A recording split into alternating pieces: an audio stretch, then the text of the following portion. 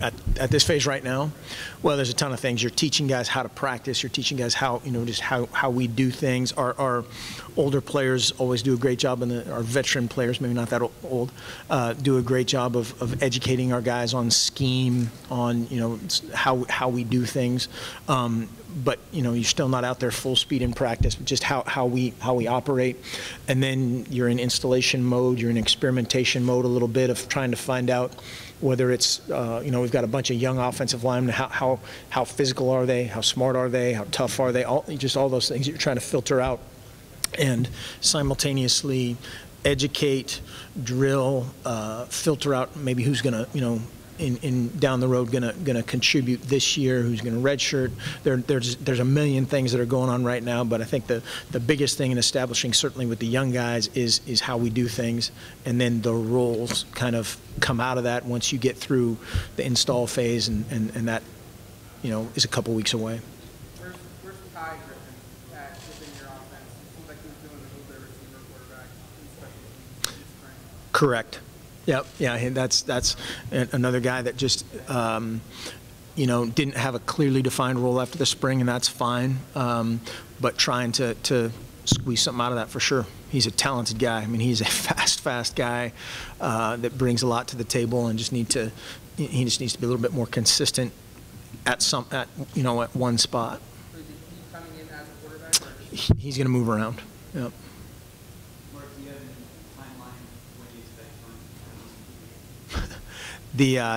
That whole situation, nothing's changed since we've last met. So, yeah. Is there any cutoff date in your mind that if you need to hit to be able to? Just again, that's there's nothing that's changed in that regard since we talked last.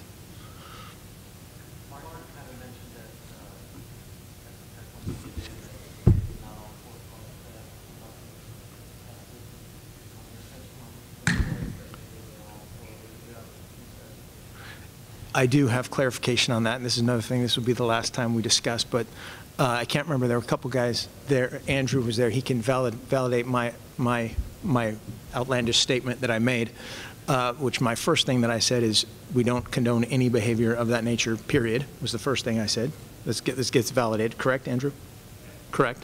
Okay. And then we were talking about just the equity of the penalties and how equitable that was across the country when it had been announced that a couple guys get 1-game suspensions. Certainly there's other guys that get nothing, and he got a 6-game suspension, and we kind of bantered back and forth about that a little bit, and then I didn't bombastically say anything. I said essentially, yeah, I was even told that we were the only team tested. I said I don't know that to be a fact, and I still don't know that to be a fact, and I was told that. That doesn't, change anything. It's not an excuse in any way, shape, or form. It's certainly something that is being looked at and should be looked at. That's it.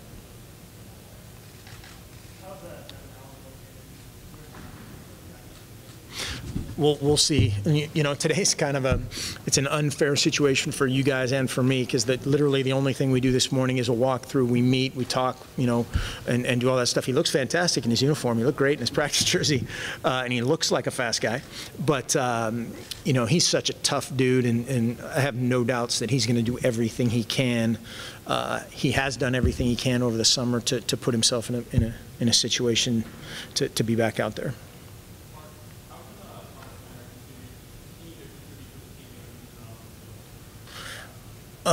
That will remain to be seen. Yeah, I think, I don't know if you were here, but we already talked about that. He won't be here for fall camp, and we'll go from there.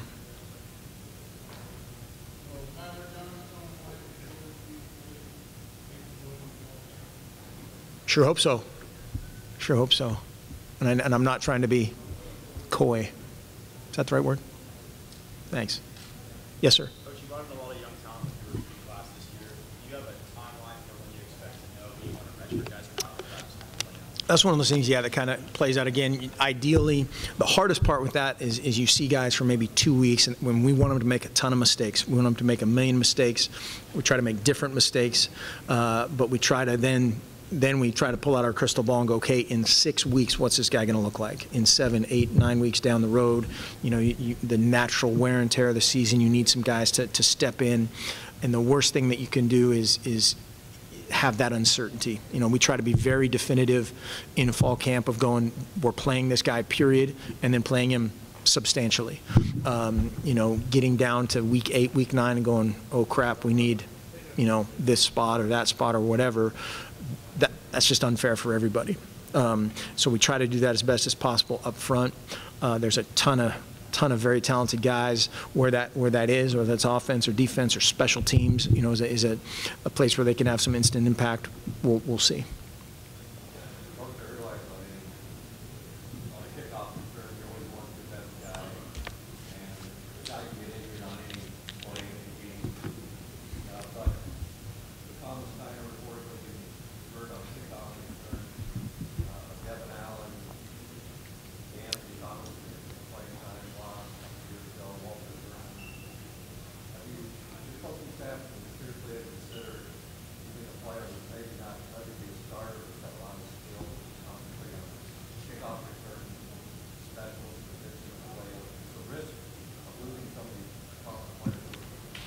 No, I mean we can't operate that way. We're going to play our best guys in the best position, and unfortunately, you know, and you brought up, of course, everything that's happened here, and there's elsewhere where guys are unfortunately injured. Some of those are non-contact injuries. Some of those are, you know, just they're freak deals. Some of them are technique things. Some of them, they're all different situations, but we're going to play the best guys, because, you know, you'll also notice that if, you know, some of the examples that you made of when it's a contact, there was a pretty good player that was making the contact on the other side, and so you've got to, you know, your X against their O, and we're going to try to get the best X's out there we can.